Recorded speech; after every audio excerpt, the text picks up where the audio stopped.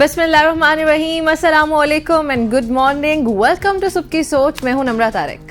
Good morning जी, मैं हूं हुसैन लियाकत। और आज पाकिस्तान में भी और स्पेशली इस्लामाबाद की अगर बात की जाए निम्रा, तो आपको कितनी ज्यादा मुश्किल हुई है ऑफिस तक पहुंचने में? आज I think I left around 7:30 और मुझे पहुंच आना था ऑफिस अराउंड 7:45। अच्छा। लेकिन मैं ऑफिस आके पहुंची कोई 8:20 के बाद, मतलब कि आधा घंटा लेट हुई मैं कम से कम।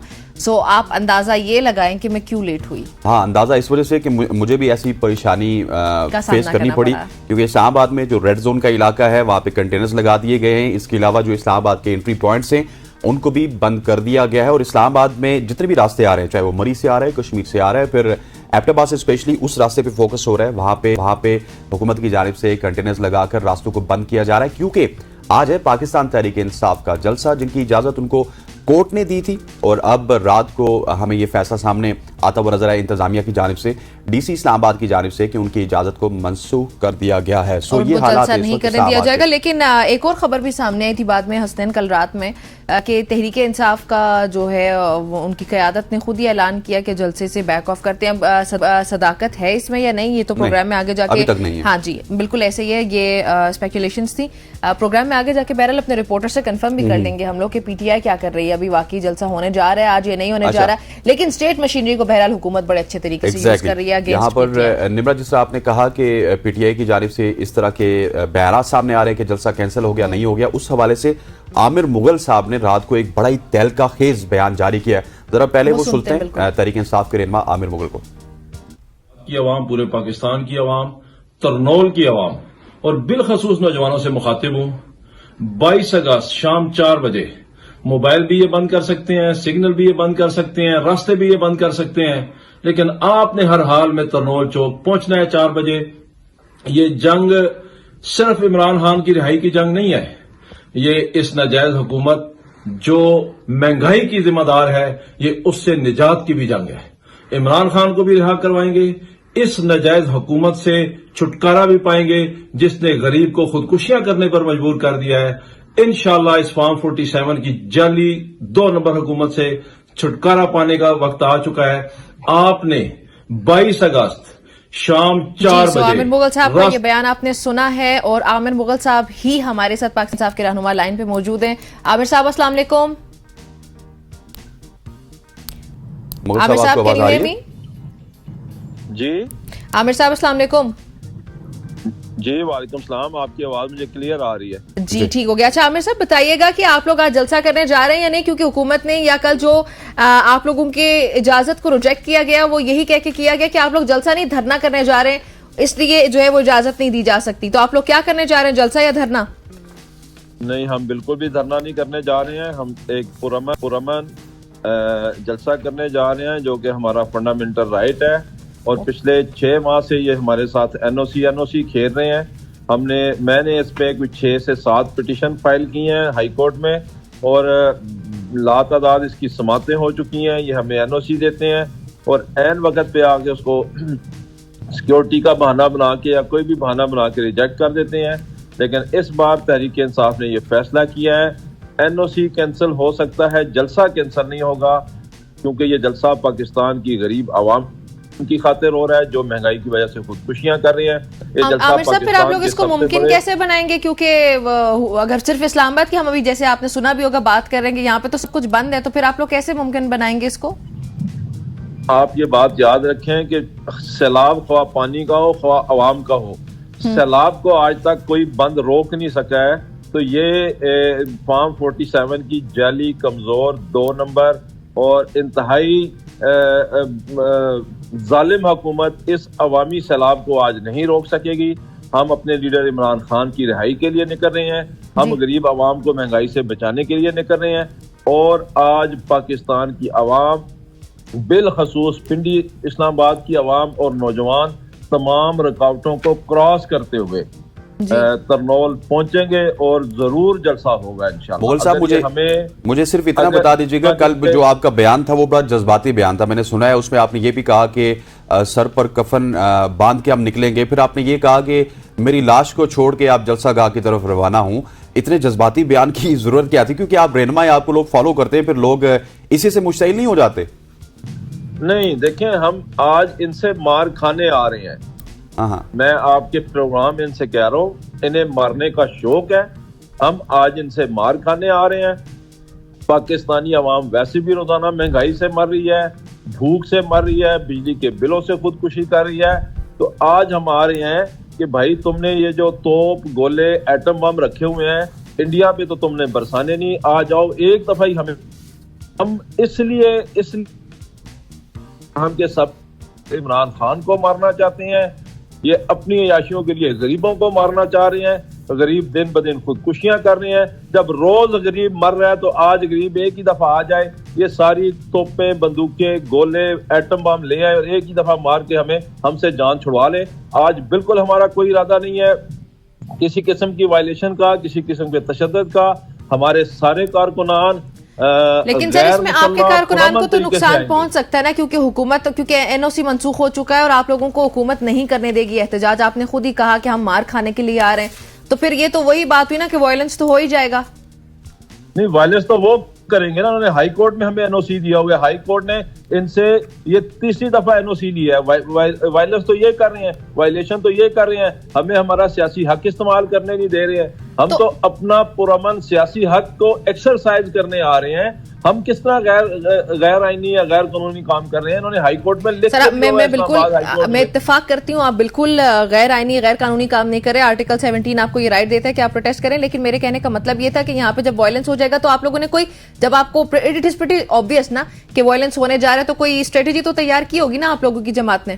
ہماری سمپل اسٹریٹجی یہ ہے میری بہن, میں آپ کو بتا رہا ہوں, ہم ان سے آج مار کھانے آ رہے ہیں. یہ روزانہ قسطوں میں ہمیں مارتے ہیں, ہمیں پتہ ہے آج ہی ہمیں ماریں گے. میں نے اس لیے کہا تھا میرے سمیت کوئی بھی کارکن شہید ہو جائے, آپ اس کی لاش کو جنازہ ترنول چوک میں ہی پڑیں گے اور ادھر ہی جلسہ ہوگا, ادھر ہی جنازہ ہوگا. ہم بالکل بھی آج پیچھے نہیں ہٹیں گے. یہ جو کچھ کر سکتے ہیں کر لیں.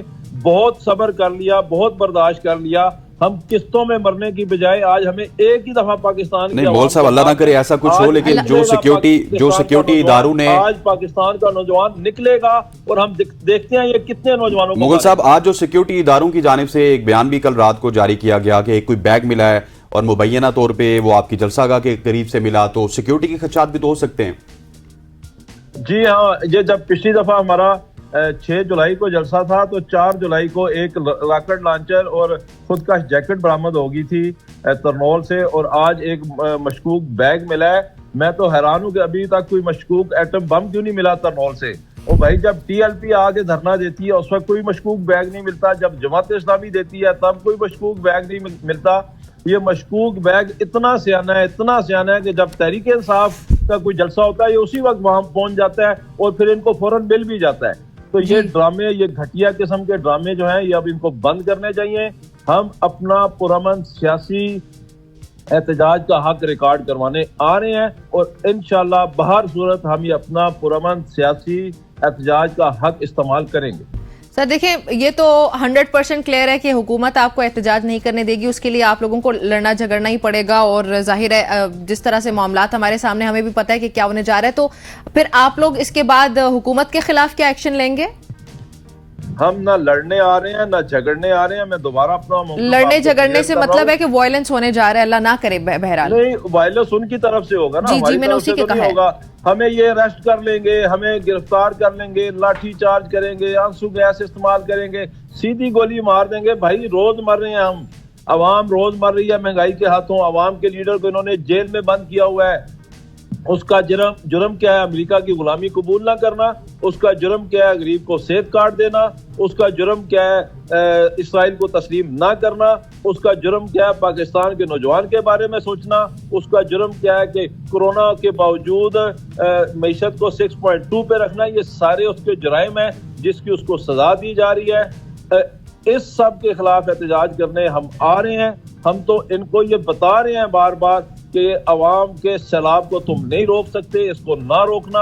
عوام آئے گی ترنول میں اپنا احتجاج کا حق ضرور ریکارڈ کروائے گی. لیکن عامر صاحب میرا سوال کچھ اور تھا کہ حکومت کے خلاف آپ لوگ کیا کریں گے پھر جب حکومت آپ کو نہیں کرنے دے رہی؟ ظاہر ہے آپ لوگوں کا آئینی حق ہے احتجاج کرنا, تو حکومت جب نہیں کرنے دے رہی تو obviously آپ لوگ حکومت کے خلاف بھی تو کچھ کریں گے نا.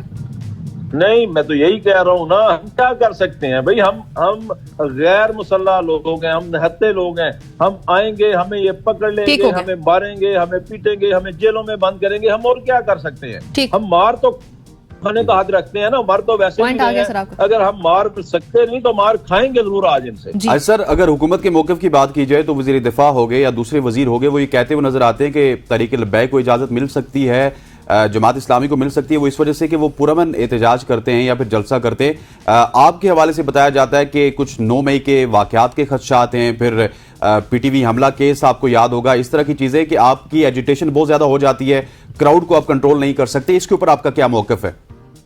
ہاں دیکھیں جی، ہمیں بھی یہی خدشہ ہے 9 مئی کے واقعات کا، کیونکہ 9 مئی کے واقعات کے جو ذمہ دار تھے آج دوبارہ وہی حکومت میں ہے۔ 9 مئی کا ذمہ دار اس وقت کا وزیر داخلہ رانا ثناءاللہ تھا، 9 مئی کا ذمہ دار اس وقت کا وزیر اعظم تھا، 9 مئی کا ذمہ دار اس وقت کا وزیر اعلیٰ پنجاب محسن نقوی تھا، 9 مئی کا ذمہ دار اس وقت کا آئی جی پنجاب ڈاکٹر عثمان انور تھا۔ جس طرح اس وقت انہوں نے سادہ کپڑے پہنا کر اپنے لوگ داخل کیے ان لوگوں میں جنہوں نے جا کر یہ گراؤ جلاؤ توڑ پھوڑ کیا، اسی وجہ سے یہ سی سی ٹی وی فوٹیج اس کی چھپا کے بیٹھے ہوئے ہیں، اس کے سی سی ٹی وی کیمرے اس کے چھپا کے بیٹھے ہوئے ہیں۔ سپریم کورٹ اور ہائی کورٹ تک ضمانت کے فیصلوں میں لکھتی ہے کہ جب تمہارے پاس سی سی ٹی وی فوٹیج نہیں ہے تو تم کس طرح کہہ سکتے ہو کہ یہ حملہ کس نے کیا ہے؟ تو ہمیں یہ خطرہ آج بھی ان سے ہے، اسی لیے ہم نے اپنے تمام کارکنان کو ہدایت کر رکھی ہے، اگر آپ کو کسی جگہ کوئی بھی شخص گراؤ جلاؤ توڑ پھوڑ سرکاری املاک کو نقصان پہنچاتا نظر آئے، اس کو فوری طور پہ پکڑیں اور اس کو پکڑ کے پولیس کے حوالے کریں، اس کی ویڈیو بنائیں، میڈیا کو دکھائیں، لوگوں کو بتائیں کہ تحریک انصاف ایک پرامن سیاسی جماعت ہے، ہمارا کسی قسم کی وائلیشن سے کوئی بھی تعلق نہیں ہے، ہمیں بھی خوف ہے کہ یہ آج ایسا کر سکتی ہیں، لیکن اس خوف کے باوجود ہم نکلیں گے، اس لیے کہ اگر ہم یہ نہ نکلے تو یہ امت مسلمہ کے لیڈر کو خدا نہ خواستہ قتل کرنے کے ارادے سے ہیں، یہ پورے پاکستان کی عوام کو مارنے کے ارادے سے ہیں، انہیں کوئی پرواہ نہیں غریب کیسے مر رہا ہے، بھوک کے ہاتھوں مر رہا ہے، بجلی کے بل کے ہاتھوں مر رہا ہے، کس طریقے سے مر رہا ہے، انہیں غرض ہے تو صرف مخصوص ٹولے کو پورے پاکستان پہ قابض کرنے کی، ان کو فکر ہے کہ پاکستان زرداری اور نواز شریف کے ہاتھوں سے یا ان کی آل اولاد کے ہاتھوں سے نہ نکل جائے، کسی بھی طریقے سے پاکستانی ان کی غلامی سے آزاد نہ ہو جائیں۔ یہ نواز شریف زرداری مافیا کے غلامی سے آزادی کی لڑائی ہے جو ہم لڑ رہے ہیں، اور انشاءاللہ اس لڑائی میں ہم سرخرو ہوں گے۔ ٹھیک، اچھا سر، آج کے جو جلسہ ہونے جا رہے ہیں یہ بتائیے گا کہ کیا اس کو پاکستان تحریک انصاف کی سینئر قیادت ہی لیڈ کرے گی، اور ساتھ یہ بتائیں کہ آپ اپنے کارکنان کو جو لوگ بھی آج اس جلسے میں شریک ہونے جا رہے ہیں ان کے لیے آپ کا کیا پیغام ہوگا؟ میں دیکھیں سب سے پہلے تو اس کو ساری ہماری جو عمران خان کے بعد جو لیڈرشپ ہے ان کی نامزد کردہ، چاہے وہ بیرسٹر گور ہوں چاہے عمر ایوب خان ہوں، لیکن اس کو جو لیڈ کر رہے ہیں وہ عمران خان صاحب کے حکم کے مطابق علی امین گنڈا پور لیڈ کر رہے ہیں، لیکن در حقیقت یاد رکھیے گا آج کے جلسے کو پاکستان کا کارکن لیڈ کر رہا ہے، پاکستان کا نوجوان لیڈ کر رہا ہے، ہماری کراچی سے خیبر تک جتنے کارکنان ہیں بالخصوص پنڈی اور اسلام آباد کے کارکنان وہ اس کو لیڈ کر رہے ہیں۔ پیغام ہمارا امن ہے، پیغام ہمارا پرامن سیاسی احتجاج ہے پورے پاکستان کے بالخصوص۔ اچھا مغل صاحب، ایک چھوٹا سا سوال ہے، مجھے اس کو بھی ایڈریس کیجئے گا۔ چھوٹا سا سوال یہ ہے کہ آپ مجھے یہ بتائیے کہ بہت سارے لوگ یہ الزام لگا رہے ہیں کہ فیض حمید کی جو گرفتاری ہے اس کے بعد خان صاحب کے بھی بیانات بڑے مختلف ہیں، وہ کوئی بکھلاہٹ کا شکار ہیں، اور پھر اس سے پہلے بھی جب جو کوئی جلسے ہوتے تھے تو این او سی نہیں ملتا تھا، تحریک انصاف چپ کر کے سائیڈ لائن پہ ہو جاتی تھی، اس دفعہ بڑے سخت بیان آ رہے ہیں، کیا اس میں کوئی صداقت ہے؟ دیکھیں جنرل فیض حمید کو اگر انہوں نے گرفتار کیا ہے، ان کا انٹرنل معاملہ ہے، اس کو گرفتار کریں۔ عمران خان صاحب نے تو یہ کہا ہے کہ اگر اس نے کوئی جرم کیا ہے تو اس کو اوپن ٹرائل کریں، اور عمران خان صاحب کا بھی اوپن ٹرائل کریں تاکہ دنیا کو پتہ چلے، دودھ کا دودھ اور پانی کا پانی ہو جائے۔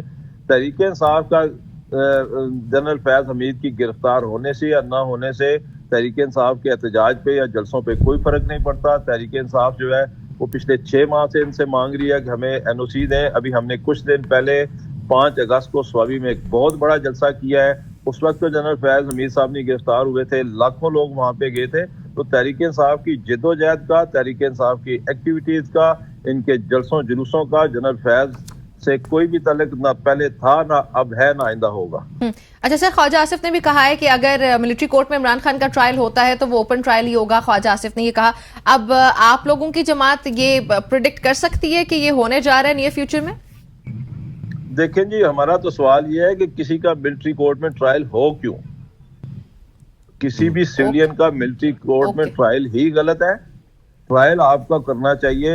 ہم تو کہہ رہے ہیں 9 مئی کے واقعات پہ شروع میں ہی عمران خان صاحب نے یہ کہہ دیا تھا، 2 باتیں انہوں نے کہی تھیں۔ سب سے پہلی بات یہ کہی تھی کہ تحریک انصاف کا ان واقعات سے کوئی تعلق نہیں ہے، تحریک انصاف نے کوئی ایسی کال نہیں دی کہ آپ جا کے کور کمانڈر ہاؤس پہ چڑھ دوڑیں یا GHQ پہ چڑھ دوڑیں، لہذا اس کی جوڈیشل انکوائری کروائی جائے، سپریم کورٹ کا ہائی پاور جوڈیشل کمیشن بنے اور وہ یہ تعین کرے کہ یہ اس کا ذمہ دار کون ہے، اور اس کا جو بھی ذمہ دار ہے اکراس دی بورڈ اس کو سزا دی جائے۔ Sir thank you very much, ہو جانے کا بہت بہت شکریہ۔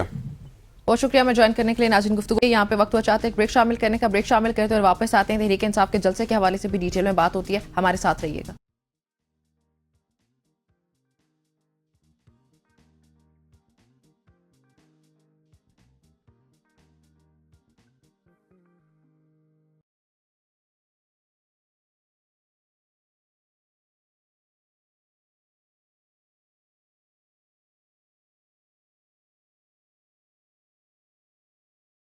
ویلکم بیک ایوری بڈی، ایک بار پھر سے خوش آمدید کہتے ہیں آپ کو صبح کی سوچ میں۔ ابھی ہم پاکستان تحریک انصاف کے جلسے کے حوالے سے آپ کو اپڈیٹ کر رہے ہیں، اور ایک جو سوال وہ انتہائی اہم ہے کہ یہ آئینی اور قانونی حق ہے کسی بھی جماعت کا کہ ان کو اگر احتجاج کرنا ہے کسی چیز پر تو ان کو احتجاج کرنے کی اجازت دی جائے۔ شعیب شاہین صاحب پاکستان تحریک انصاف کے رہنما ہمارے ساتھ موجود ہیں، یہ سوال لے کے ان کے پاس چلتے ہیں۔ شعیب صاحب السلام علیکم۔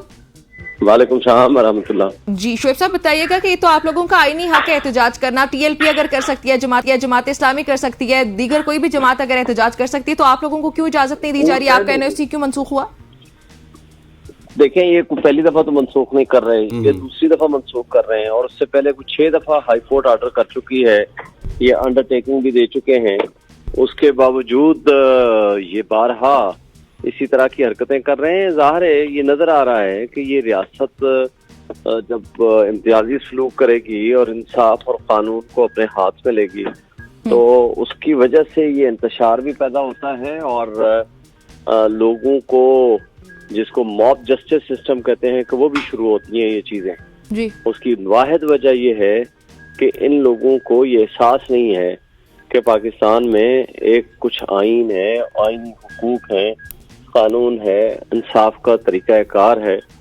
عدالتوں نے کچھ 6 دفعہ آرڈر کیا ہے، اور ان کی انڈر ٹیکنگ اپنی موجود ہے جنہوں نے لکھ کے دیا ہے، ایڈوکیٹ جنرل نے، اٹارنی جنرل نے، DC نے آن بہاف آف چیف کمشنر۔ لیکن سر حکومت کی ریزرویشنز ہیں کہ 9 مئی سے متعلق کچھ معاملات ہیں، پھر اس وجہ سے آپ کی جماعت میں شاید انتشار پایا جاتا ہے، اس وجہ سے آپ کو اجازت نہیں مل رہی؟ یہ جھوٹے لوگ ہیں، ان کٹ پتلیوں کے یہ غلام بنے ہوئے ہیں۔ یہ جو بیوروکریسی ہے بیسیکلی یہ انڈیپینڈنٹ تو ہے نہیں۔ ان لوگوں نے جو طریقہ واردات اڈاپٹ کیا ہوا ہے وہ سب جھوٹ پہ مبنی ہے۔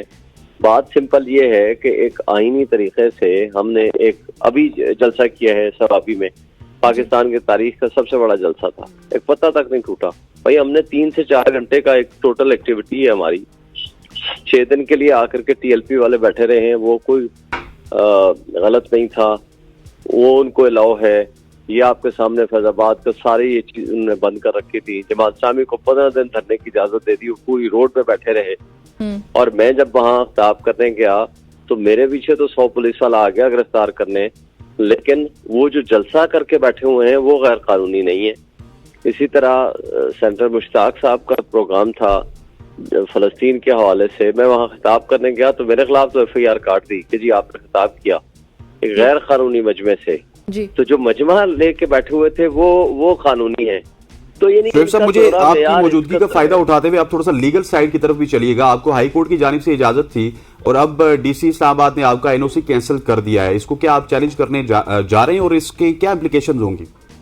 جی ہم نے توہین عدالت کی درخواست اور ریٹ پٹیشنز دونوں فائل کر دی ہیں، اور آج ہم یہ ریکویسٹ کریں گے چیف جسٹس صاحب سے اور کہ آج ہی وہ سن لیں اور راستے میں جو رکاوٹیں ہیں وہ ہماری دور کی جائیں، اور جو ہے وہ ان کے خلاف توہین عدالت کی کارروائی بھی کی جائے. اس کے لیے ہم قانونی طریقہ کار اڈاپٹ کر لیے ہیں, بلکہ میں تو رات بھی کیا تھا کورٹ میں نے کوشش کی تھی کہ رات کو کورٹ لگ جائے. سر آج آپ لوگ کوئی فورس کا مظاہرہ کرنے جا رہے ہیں؟ کیونکہ علی امین گنڈا پور صاحب نے کہا تھا کہ کوئی کرینز کی ضرورت پڑی, ہم لوگ کوئی رکاوٹیں ہٹانے کے لیے تو ہم وہ بھی کریں گے, تو آج آپ لوگ اس طرح کے کچھ مظاہرہ کرنے جا رہے ہیں؟ اچھا, ایک اور خبر ہے شعیب صاحب, میں آپ کو دیتا چلوں کہ ابھی اس وقت بریکنگ نیوز چل رہی ہے ایک نجی ٹی وی چینل پہ, جہاں پہ بتایا جا رہا ہے کہ اعظم سواتی کی جانب سے اور بیرسٹر گور کی جانب سے جو جلسہ ہے اس کو 8 ستمبر کو لے کے چلے گئے, اس کو آگے بڑھا دیا گیا. نہیں جی, یہ فیک نیوز ہیں, یہ ساری فیک نیوز ہیں, یہ بالکل غلط ہیں, اس کی کوئی قانونی حیثیت نہیں ہے. یہ اس طرح کی کل سے یہ خبریں پھیلا رہے ہیں. ہر حال میں جلسہ ہوگا. جی رات کو بیرسٹر وکیل صاحب نے بھی کہا تھا کہ میں نے خبریں دیکھی ہیں سوشل میڈیا پر, تو مجھے بھی تشویش تھی. یہ جھوٹ بولتے ہیں, یہ کل سے فیک خبریں اور فیک لیٹر چلا رہے ہیں. ایسی کوئی حیثیت نہیں ہے, ان کی کوئی حقیقت نہیں ہے. تو انشاءاللہ تعالیٰ دیکھیں, جہاں تک آپ نے کہا جی فورس ہم یوز نہیں کریں گے, ہم راستوں کی جو رکاوٹیں ہیں انشاءاللہ وہ دور کریں گے, اور جو بھی رکاوٹیں انہوں نے ڈالنے کی کوشش کی ہم پوری کوشش کریں گے کہ ہم پرامن رہ کے ان رکاوٹوں کو دور کریں اور پرامن ہم اپنا جلسہ کامیاب کرائیں. اوکے ٹھیک ہو گیا. واپس عدالت میں جانے کا کوئی فیصلہ کر رہے ہیں کیونکہ آپ کی این او سی کینسل ہوئی ہے؟ دیکھیں این او سی کینسلیشن کی تو یہ دوسری مرتبہ کر رہے ہیں. بالکل ہم اس دفعہ تو کیونکہ عدالتی فیصلہ تھا نا شعیب صاحب. جی عدالت میں انڈرٹیکنگ ہے, عدالت کا فیصلہ ہے, عدالت میں ہم توہین عدالت کی درخواست لے کے اور ریٹ پٹیشن لے کے جا رہے ہیں, اور انشاءاللہ ہمیں امید ہے کہ ہمیں انصاف ملے گا. ٹھیک. اچھا شعیب صاحب, لیکن حکومت نے جو این او سی کینسل کرنے کے بعد جو وجوہات سامنے آئی ان میں یہی ہے کہ آپ لوگ جلسہ نہیں دھرنا کرنے جا رہے ہیں, تو حکومت کو یقین دہانی کروانے میں آپ کی جماعت ناکام کیوں رہی ہے؟ ان کو یقین دہانی کروا دیں کہ آپ لوگ پرامن رہیں گے اور ساتھ ہی آپ لوگ جلسہ کریں گے, دھرنا نہیں. یہ اتنا مشکل کیوں ہوا؟ ان بےایمانوں کو کتنی دفعہ یقین دہانی کرائیں, عدالت کو یقین دہانی کرائی ہے, ان کو 10 دفعہ کہا ہے, ہم سے لکھوا لیں, ہم اس سے زیادہ اور کیا دیں, عدالت کو لکھ کے دے چکے ہیں. مطلب ہم یہ کنکلوڈ کر سکتے ہیں کہ حکومت نے اس جلسے کو جو ہے پولیٹیسائز کر دیا بہت زیادہ. یہ اصل میں انہوں نے اجازت نہیں دینی تھی, یہ تو عدالت کے حکم پہ, پابندی پہ, ان کی ڈائریکشن پہ انہوں نے مجبوری میں اجازت دینی پڑی. اور پچھلی دفعہ بھی انہوں نے یہی کیا تھا, رات کو 1:30 بجے کے قریب انہوں نے ہمارا کینسل کیا تھا. ان کی نیت ہی نہیں ہے, اور اسی وجہ سے کل تک انہوں نے جو طریقہ کار رکھا, صبح آ رہے ہیں, پرسوں جا کر ہم چیف کمشنر کو, میں, گور صاحب اور عمر ایوب جا کر ملے ہیں. ہم نے پوچھا ہے کہ بھائی تمہارا کیا نیت ہے؟ انہوں نے کہا جی ہم بالکل آپ کے راستے میں رکاوٹیں پیدا نہیں کریں گے, کوئی پرابلم نہیں ہوگا, آپ جائیں اپنا جلسہ کریں, اپنا پروگرام کریں. یہ پرسوں ہم ملے ہیں اسی چیف کمشنر کو جس نے کل یہ آرڈر پاس کر دیا ہے. ٹھیک ہو گیا شعیب صاحب, thank you very much for joining us. بہت بہت شکریہ, آپ نے اپنا موقف ہمیں پیش کیا. شعیب شاہین صاحب سینئر رہنما صاحب کے ہمیں بتا رہے تھے کہ انہوں نے تمام تر چیزیں قانون کے مطابق کی تھی. اور اسی حوالے سے اب اپڈیٹس آپ کو دیتے چلیں. فیض آباد میں ہمارے نمائندے موجود ہیں, انوار ابائی صاحب. ابائی صاحب مجھے بتائیے گا فیض آباد کی کیا صورتحال ہے وہاں پہ اس وقت؟ ٹریفک کی جو روانی ہے کیا وہ بدستور اسی طرح کے کنٹینر لگا کے بند کی ہوئی ہے؟ دیکھیے جو فیض آباد جو دونوں جڑواں شہروں کا یہ سنگم ہے, یہ ہمیشہ اسے پروٹیسٹ کا ہب کہا جاتا ہے. جب بھی کسی بھی سیاسی جماعت کا پروٹیسٹ ہوتا ہے تو فیض آباد مرکزی مقام ہوتا ہے. آج بھی جو پاکستان تحریک انصاف کا اور ایک مذہبی جماعت کا جو احتجاج ہونے جا رہا ہے, اس کے پیش نظر جو مری روڈ ہے اسے دونوں طرف سے کنٹینرز لگا کر بند کر دیا گیا ہے. اسلام آباد جانے والی جو سڑک ہے وہ بھی بند ہے اور آنے والی بھی بند ہے. تاہم جو ایکسپریس وے ہے اس پر ابھی تک ٹریفک رواں دواں ہے. یہاں پہ فیض آباد کے مقام پر جو اسلام آباد پولیس کی بڑی نفری یہاں پر تعینات کر دی گئی ہے کسی بھی ممکنہ صورتحال سے نمٹنے کے لیے. اور آپ دیکھ سکتے ہیں کہ میرے پیچھے یہ آپ کو کنٹینر لگے ہوں گے, یہ فیض الاسلام کے سامنے یہاں پر کنٹینر لگا کر دونوں طرف سے مری روڈ کو بند کیا گیا ہے. اسی طرح جو چیک شہزاد کے سامنے سے بھی جو مری روڈ ہے اسے بند کیا گیا ہے. جو مری روڈ کو مکمل طور پر بند رکھا گیا ہے. تاہم ابھی تک جو ایکسپریس وے ہے وہاں پر ٹریفک چل رہی ہے, لیکن کچھ دیر میں اسے بھی بند کر دیا جائے گا. دوسری جانب آپ دیکھ سکتے ہیں میرے رائٹ سائڈ پہ, اگر کیمرہ مین دکھا سکے تو یہ اسلام آباد پولیس کی بھاری نفری یہاں پر تعینات کی گئی ہے. اسلام آباد پولیس کے جوان اور افیسر یہاں پر موجود ہیں, کیونکہ جب بھی جو بھی احتجاج ہوتا ہے اس کا مرکزی مقام جو فیض آباد ہی ہوتا ہے. اور یہاں احتیاطی تدابیر کے طور پر اسلام آباد پولیس کو یہاں پر اور میرے کچھ ہی فاصلے پر پیچھے تقریباً 1 فرلانگ کے پاس فیض الاسلام کے سامنے وہاں پر پنجاب پولیس کی بھاری نفری تعینات کر دی ہے تاکہ کسی بھی ممکنہ صورتحال سے نمٹا جا سکے. جی اچھا انوار, مجھے یہ بھی بتائیے گا کہ ایک بڑا امپورٹنٹ آج راولپنڈی میں ایونٹ ہو رہا ہے اور انٹرنیشنل ٹیم پاکستان میں موجود ہے بنگلہ دیش کی, جس نے اسی روٹ سے گزرنا ہے, تو اس کے حوالے سے کوئی اپڈیٹس ہیں؟ کیونکہ 9:45 میں پی سی بی کی جانب سے جو اپڈیٹس تھی وہ میچ سٹارٹ ہونا تھا. जी बिल्कुल, ये वही रूट है जहां से बांग्लादेश और पाकिस्तान की टीमें गुजरकर शमशाबाद क्रिकेट स्टेडियम में जाती हैं। लेकिन आज जो सूरत हाल है थोड़ी मुख्तलिफ है, चूंकि एहतियात के पेश नजर इसे बंद किया गया है। यहाँ पे मरी रोड को मुकम्मल तौर पर बंद रखा गया है। अब मुतबादल रूट इस्तेमाल किया जा सकता है। वो 9th एवेन्यू भी हो सकता है, वहां पे हो सकता है कि सरीना से कश्मीर हाईवे और वहां से 9th एवेन्यू डबल रोड के रास्ते उन्हें टीमों को वहां पे स्टेडियम पे पहुंचाया जा सके। लेकिन यहाँ पर सूरत हाल जो कंटेनर्स लगा दिए गए हैं दोनों इतराफ के सड़क के, तो यहाँ पे मुमकिन नहीं है कि यहाँ से टीम को गुजारा जा सके, क्योंकि आज सूरत हाल जो है थोड़ी मुख्तलिफ है। चूंकि अमूमन ये प्रैक्टिस सेशन के दौरान भी हमने देखा, और इसके अलावा हमने देखा कि यहाँ जो कल पहला दिन था, यहाँ पे रूट लगा दिया जाता है टीमों के गुजरने के 1 घंटा पहले यहाँ पर रूट लगा दिया जाता है, और उसके बाद दोबारा से जब टीमें गुजर जाती हैं। अच्छा बासी साहब, इस वक्त आप फैजाबाद में मौजूद हैं, मुझे करंट सिचुएशन बताइएगा कि कारकुनान बाहर आए हैं अभी तक तहरीक इंसाफ के कोई, या अभी तक कोई भी नहीं आया? देखिए आफ्टरनून ही तकरीबन कारकुनान निकलेंगे। अभी तक तो यहाँ मैंने देखा है कि ना मरी रोड पे, ना एक्सप्रेस वे पे, ना यहाँ सराउंडिंग एरिया में हमें कारकुनान नजर आए। अभी किसी जगह भी हमें कोई कारकुनान नजर नहीं आए। अभी सिर्फ इंतजामिया नजर आ रही है आपको? इंतजामिया नजर आ रही है, और जो मैयर्स किए गए हैं हिफाजती इकदाम वो नजर आ रहे हैं हमें। ओके जी, बहुत शुक्रिया आपका अनवर अब्बासी हमें अपडेट करने के लिए। नाज़रीन, गुफ्तगू आपने सुनी बड़ी डिटेल में। पाकिस्तान तहरीक इंसाफ के मौक़िफ़ भी और करंट सिचुएशन क्या चल रही है वो भी। यहाँ पे वक्त हुआ चाहता है ब्रेक शामिल करने का, आपने हमारे साथ रहना है।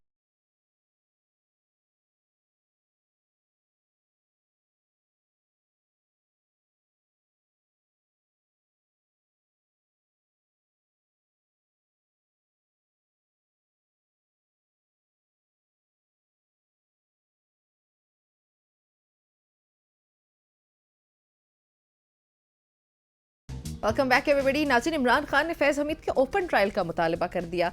अडयाला जेल में कल उन्होंने सहाफ़ियों से गैर रस्मी गुफ्तगू की, जिसमें उन्होंने कहा कि मैं मुतालबा करता हूं कि अगर जनरल फैज़ हमीद का ट्रायल होना है तो वो ओपन ट्रायल किया जाए, ओपन ट्रायल में मीडिया को कवरेज की रसाई दी जाए। और उन्होंने साथ ये भी कहा कि फैज़ हमीद के ओपन ट्रायल से मुल्क का फ़ायदा होगा और पाकिस्तान तरक्की करेगा। अच्छा, अब इसके बाद दूसरी तरफ अगर देखा जाए तो ख्वाजा आसिफ, उन्होंने ये कहा कि अगर मिलिट्री कोर्ट में बानी PTI का अगर ट्रायल होता है तो वो भी ओपन होगा।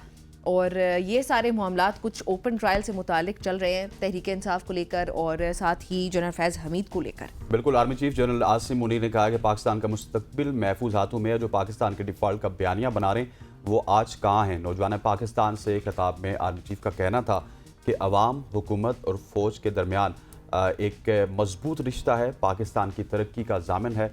रियासत की जिम्मेदारी है कि अवाम को सोशल मीडिया में पैदा होने वाले जो हिजान हैं और फितने हैं उनके मज़मरात से दूर रखे। और इसी हवाले से हमारे साथ मौजूद हैं सीनियर सहाफ़ी हैं, हम इनको अरसा दराज से सुनते हैं, इफ्तिखार अहमद साहब।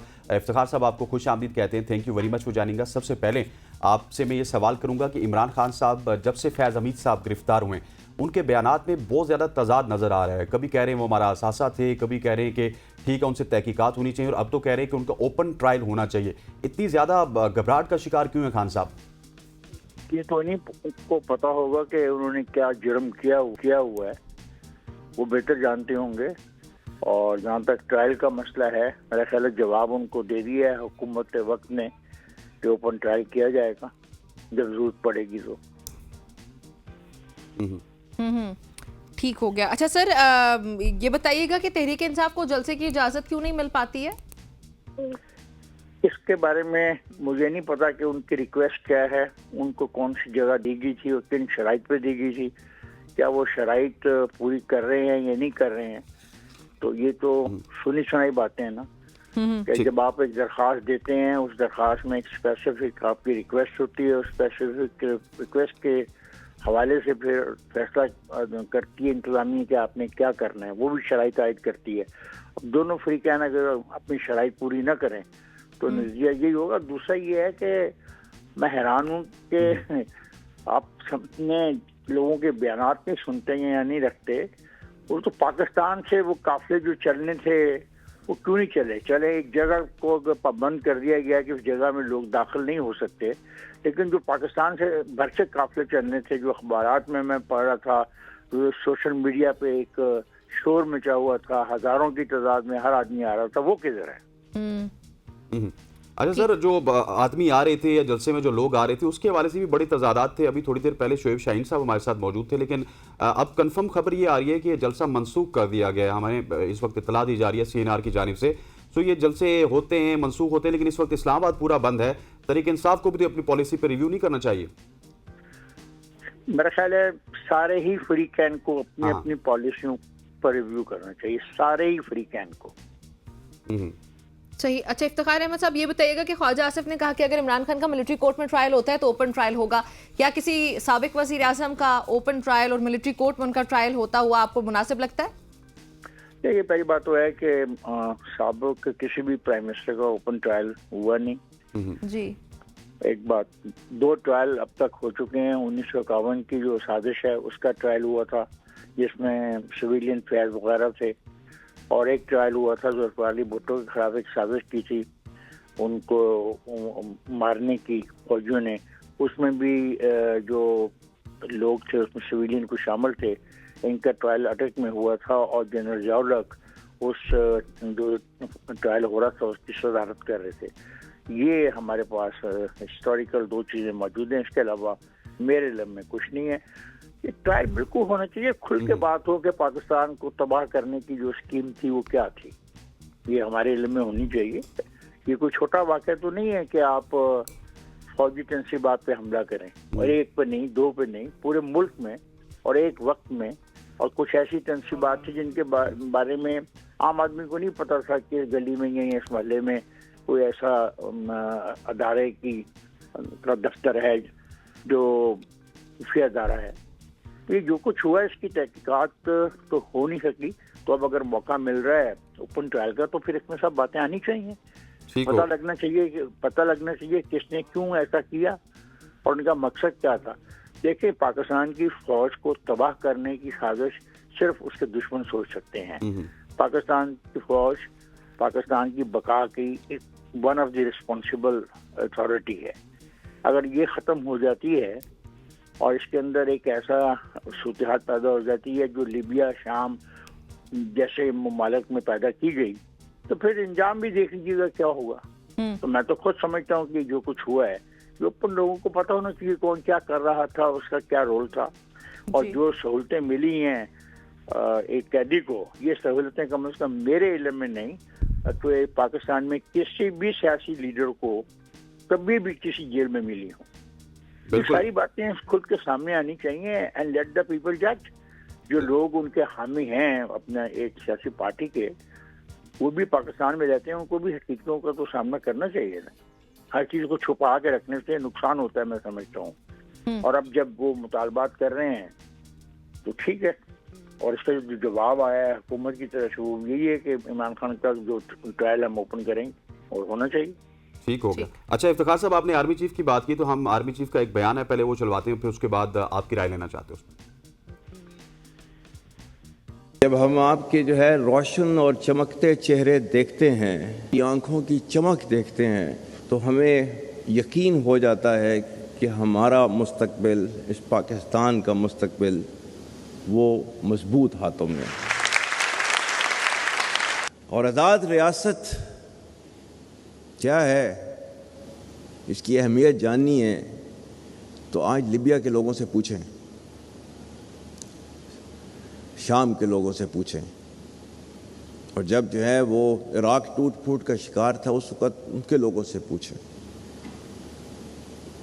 कश्मीर के लोगों से पूछें, गज़ा के मुसलमानों से पूछें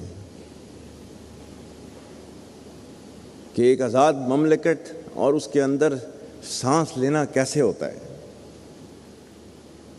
अगर आपने इसकी अहमियत को जानना है, नेवर एवर लूज होप।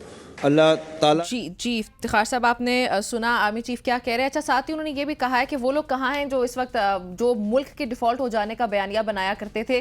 तो वैसे ये किन लोगों की बात हो रही है, क्योंकि हुकूमती अरकान ही डिफॉल्ट की बात किया करते थे।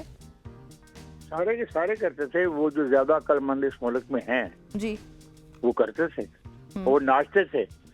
और मैं हैरान था उनकी अकल के ऊपर। और जब मैं टेलीविजन प्रोग्रामों में ये कहता था कि अगर डिफॉल्ट हुआ तो डिफॉल्ट फिर ये नहीं देखेगा किस महल्ले में पीटीआई के लोग रहते हैं और यहाँ पे डिफॉल्ट का असर नहीं होना चाहिए, और किस महल्ले में पीएमएल-एन और पीपल्स पार्टी के लोग रहते हैं यहाँ पे डिफॉल्ट का असर होना चाहिए।